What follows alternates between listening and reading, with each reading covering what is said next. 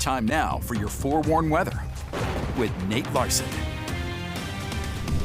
All right, Nate, I know we were talking about some places maybe dodging some raindrops today, but other places, you can see a beautiful sky right there. Yeah, it looks pretty phenomenal. Kate was capturing this in Payson, some of the storm clouds that were brewing over the mountain areas, some of the cumulonimbus clouds.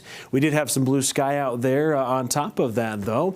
With the moisture, boy, it sure made for a beautiful sunset. We had lots of great photos that came in. This one from Cedar City, Mark Hemsworth showing off some of the golden skies along the horizon with some of the moisture that was in place.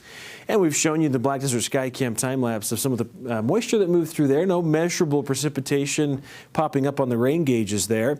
But we have more potential for moisture on Sunday, mainly over the mountain areas. You see the lime green shaded areas along the Wasatch Front, the I-15 corridor all the way down into southwestern Utah. There's a small threat. An isolated shower may pop up. Best chance will be over the higher terrain with these oranges and reds. Yeah, our mountain areas, the Uintas, are going to see a little bit of rain with what moisture is moving through.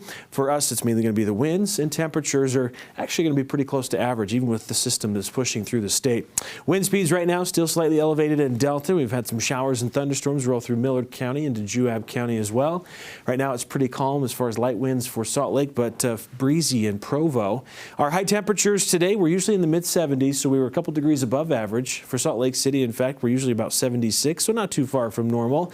And in southern Utah, 80s and 90s. We're in the mix, 92 in St. George.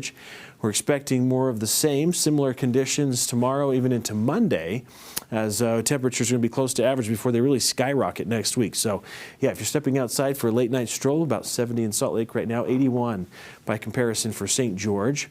Trough of low pressure continues its path through the state tomorrow. This is about 3 o'clock, so that'll be our best chance tomorrow afternoon to the evening of any additional moisture. Then high pressure takes over, should continue to keep any of the storms that come in off the Pacific Ocean up and around this large ridge, essentially a blocking mechanism. Looks like an omega block, which keeps the storms clear of our neck of the woods. And then high pressure continues to dominate the forecast into the end of the week and weekend. That means that we'll continue to see drier conditions this time of year. High pressure leads to warmer temperatures. It's sinking motion, subsidence in the atmosphere, and really limits the shower potential as well. So Futurecast trying to imitate what we might see out there with some radar returns tomorrow afternoon. Again, mostly focused over the higher terrain. On Monday, as we head out early, maybe you've got some early plans. It should be a nice and quiet start. By Monday, late afternoon and evening, should start to see a little bit of moisture. We've got a weak wave moving through Monday evening into Tuesday, mainly generating some cloud cover, but for the most part, anything you have planned outdoors on Monday for Memorial Day should be okay. In fact, the forecast calling for temperatures near seasonal averages, if not slightly above, upper 70s for the Wasatch Front. Southern Idaho, eastern Nevada should be in the mid-70s, low 90s in southern Utah.